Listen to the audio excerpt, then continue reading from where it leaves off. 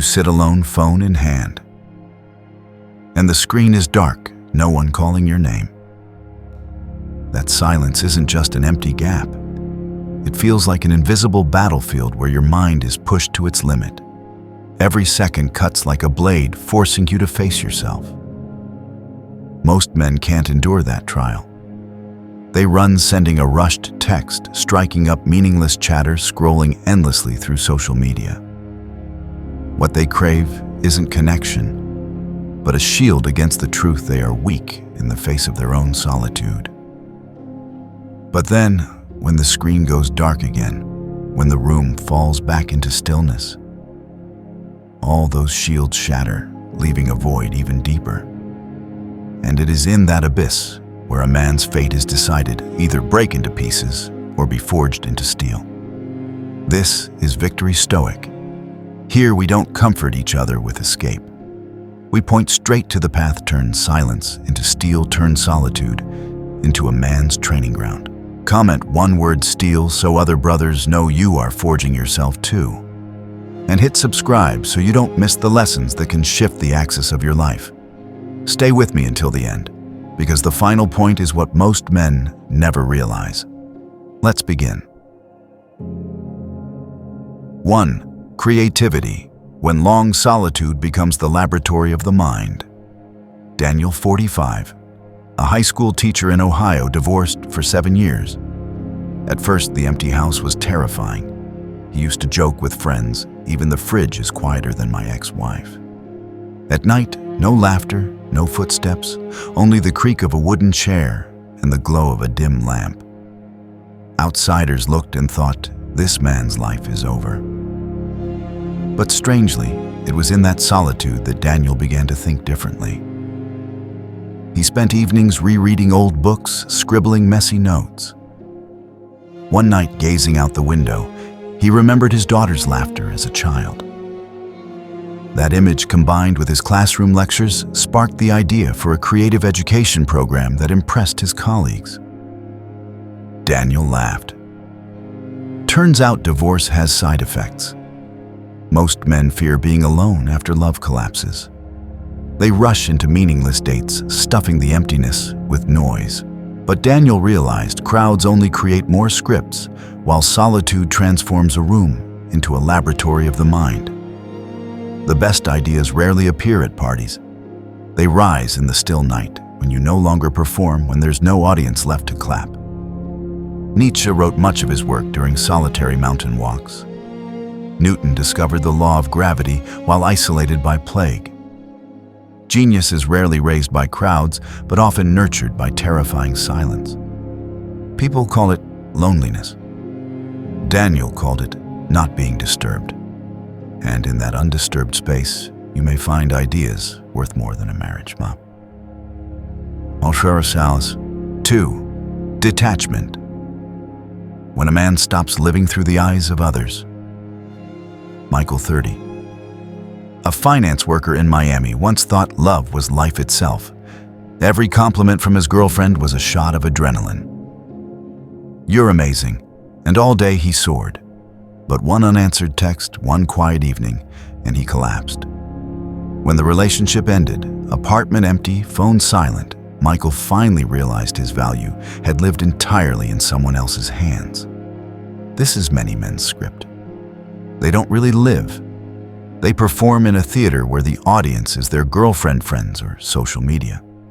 If people clap, they shine. If people turn away, they fade.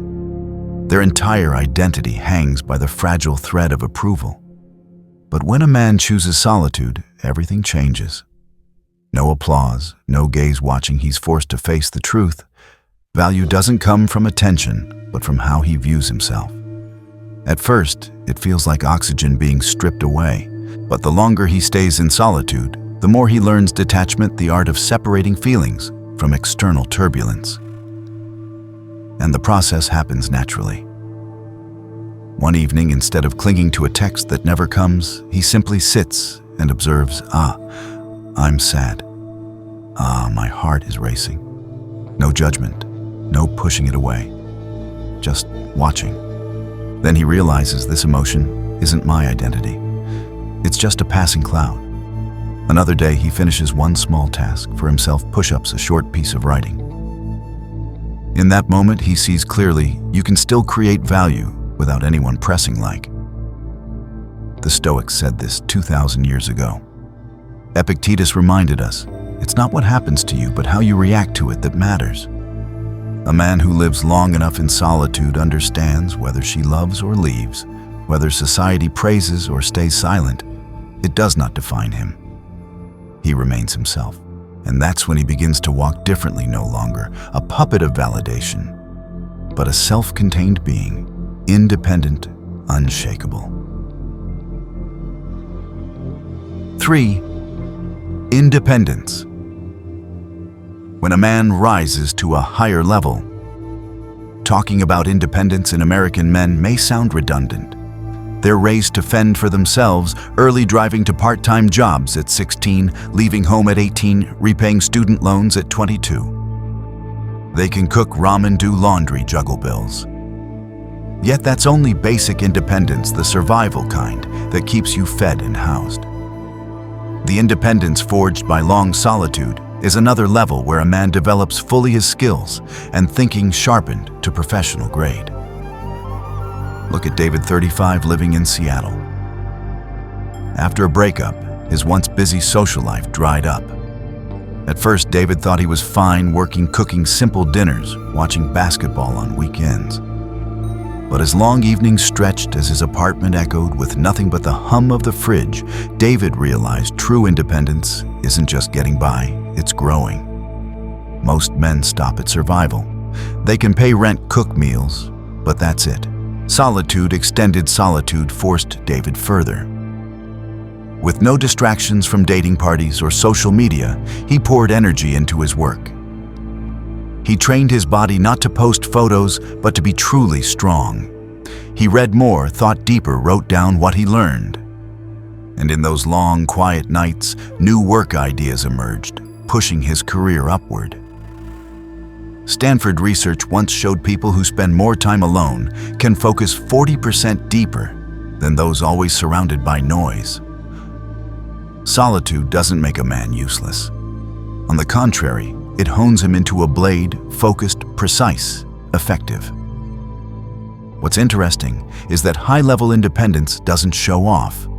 No status updates about grinding, no check-in at the gym. The truly independent man doesn't prove it with words. He lets his disciplined rhythm speak. Outsiders can clearly see his progress, his calm, and his unexplainable magnetism. Marcus Aurelius once said, "Look well into yourself. There is a source of strength which will always spring up if you will always look." That's high-level independence. When you stop living off recognition, stop waiting for someone to push you, you dig up a strength inside that never runs dry. And ironically, the less you need people, the more people need you. After 2 years alone, David wasn't just sharper at work and stronger in body. He became a pillar for friends and even drew women's attention again. Not because he tried to prove anything, but because he radiated steadiness. He didn't need anyone to exist. True independence isn't, "I can take care of myself." That's only the opening act. True independence is when you sit alone, no praise, no pressure, yet you still advance, still grow, still build a life with weight. From there, you don't just survive, you rise. 4. Selective people. Only when you're comfortable alone do you know who's worth walking with. Thomas, 33. A bank employee in Chicago used to be called a man of the people. Wherever he went, he had friends. He showed up at every party, appeared in every group chat. At the bar, he was always the fastest to pour a beer. With messages, he never replied late. Friends praised him. He's so devoted, always there for everyone. Sounds nice. But the truth was different. Thomas wasn't there for everyone. He was afraid that if he didn't show up, people would forget him. Then one day after a breakup, Thomas got sick of it all. He pulled back a sat in his small apartment and turned off notifications. The first week, he went crazy. No one's asking me out. But after a month, he realized 80% of his friends vanished without a trace. No drinks, no gossip, no reason for them to appear. Thomas laughed. Turns out my friends were like free apps only useful while the ads are running. Solitude makes this clear. When you're comfortable by yourself, you stop fearing being left behind. And when the fear disappears, you start seeing who truly wants to stay and who only shows up out of convenience. Real kin are the ones you can sit silently with for an evening, no performance needed. A real partner is someone who doesn't need hourly texts, yet still knows where you are. Psychologists call this the social purification principle. When someone learns to live alone, they sharply reduce meaningless connections and begin selectively investing in relationships that actually matter. Put bluntly, solitude is like filtering dirty water. At first, it's all sediment, but let it settle, and the clear part remains. Seneca once quipped, "Amid the crowd, we are easily carried away. Only in solitude do we choose who deserves our door." The longer a man chooses solitude, the less he fears scarcity of people, and the more he cherishes the right presence. After months alone, Thomas's circle shrank to a few, but those were the valuable ties where he could be himself. He half joked, half meant it. Turns out, I didn't lose friends. I just stopped being the audience for cheap performances. Part Mount 5. Time control. When you stop wasting it on hollow concerns, you finally start to live. One evening at a Chicago bar, the music pounded like a hammer. On the big screen, a tight basketball game. The crowd roared. Phones buzzed nonstop with urgent notifications that were actually junk. Someone checked in, someone posted food, someone shared a meme. In the middle of it, Jake, 30, an insurance broker, was trying to tell a funny story, firing words like a machine gun, so fast no one could even laugh. The table nodded politely, then went back to their phones. The air felt like a pressure cooker. Lots of noise, lots of motion. Nothing that landed. Jake is the kind of man who thinks the busier he is, the more important he must be. His calendar is jammed from coffee with old colleagues to gossip with old friends to replying instantly, even to meaningless messages. He runs, talks, laughs, scrolls, and never stops. The result, his day is full of activity, yet empty as an aluminum can. He shoots himself in the foot with his own speed, spending time on concerns no one will remember by morning. Now slow down. Imagine this: you sit alone in a quiet room. No music, no notifications, only the sound of your own breath. Dot, dot, dot. Time stretches, and in that stillness you begin to hear each thought clearly. That moment is the pause effect. When you stop, time stops slipping through your fingers, it becomes something you actually hold. The human brain has a mechanism called entrainment. When the environment is chaotic, your brain sinks to chaos. When the rhythm slows, the brain adjusts, enabling deeper focus. Stanford research has shown people who spend extended time in solitude have up to 40% higher focus on important work than those constantly surrounded by social stimuli. In other words, silence isn't emptiness, it's power. Stillness sharpens you more than any noise. Marcus Aurelius wrote, "Do not let yourself be dragged by haste. Everything has its natural rhythm. He who can wait rules." That reminder isn't just for the slow, it's for the so-called multitaskers, who are in fact slaves to trivial busyness. A man who chooses solitude understands controlling time isn't cramming more into the calendar. It's cutting away to keep what matters. Contrast with Noah 40, a lawyer in New York. In court, he speaks so slowly that each word lands like a strike on stone. He doesn't fight for volume. He doesn't spit 1,000 words a minute. He lets silence slip in. Strangely, the entire room holds its breath. Judge, jury, opposing counsel, everyone locks onto him. Noah doesn't need to shout. He controls time and therefore the room. A man seasoned by solitude learns this. He doesn't squander hours on hollow concerns or chase every notification, every ping. His time isn't shredded, it's consolidated into blocks that carry weight. He doesn't live to be busy. He lives to live. The fast talker, the perpetually busy man, is like fireworks, flashy for seconds, then ash. The slow speaker, the man who controls time, is like embers low and steady, warm enough to heat the whole night. 6. Calm under fire. The stoic man who stands firm in chaos. Put a man in stress and watch him transform in a heartbeat. Calm when all is normal. But under pressure, he flails like a lion dancer face, flushing like an allergic reaction voice, cracking into pieces, stammering like a student hauled to the board without homework. One urgent email or a boss's frown, and his swagger drops lower than gas prices in a crisis.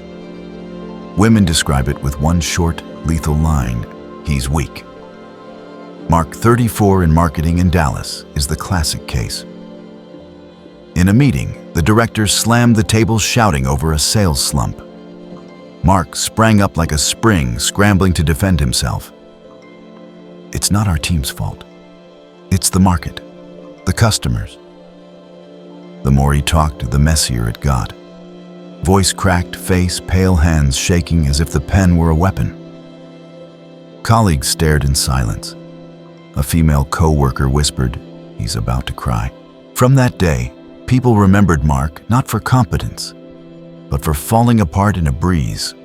Women don't need a man gushing emotions like a broken faucet. They have enough emotions of their own. They don't need a man hurling his chaos at them. What they really need is a wall that stands an oak that doesn't sway. Picture a field of reeds whipping in a storm, exhausting to watch. Then picture an oak bracing quietly, holding the wind. Everyone feels safe. Panicked men are reeds. Calm men are oaks. And subconsciously, women lean toward the oak. Noah, 40, an orthopedic surgeon in New York, is the perfect example. In the OR, when a procedure hit complications, nurses sweating, assistants wobbling. Noah stayed composed, voice low, slow issuing precise steps. No rush, no shouting. He didn't let his heartbeat whip the room into frenzy. Result, the surgery succeeded.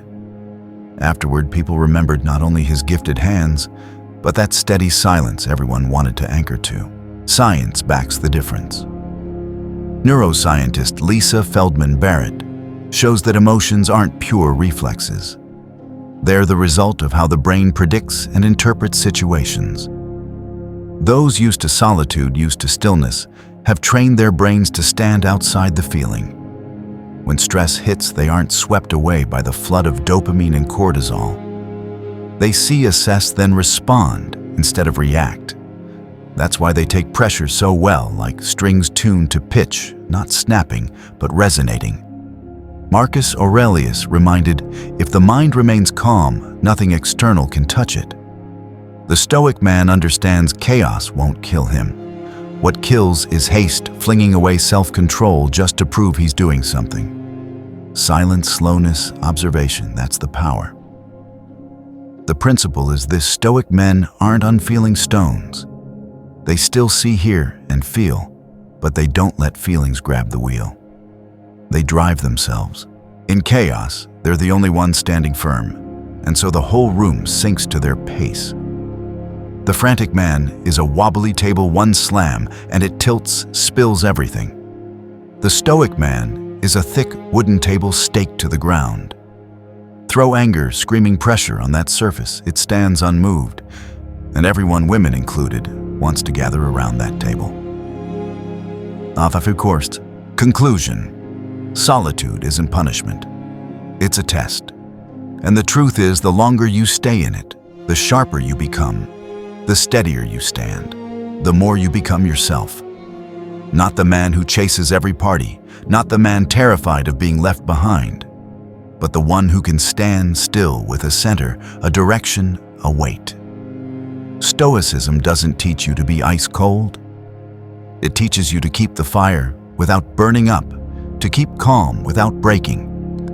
Not to turn you into a lifeless rock, but into steel that knows heat, knows cooling, and knows control. Remember, others may sway and shout. You only need to stand firm like a pillar that doesn't tremble when the whole roof shakes. And if she's the right one, she'll notice. Not because you beg, but because that calm is the world she wants to step into. Comment below, "Steel within," so the brothers know you're forging yourself in silence too. Share this video with someone who needs this truth. This is Victory Stoic. See you in the next video.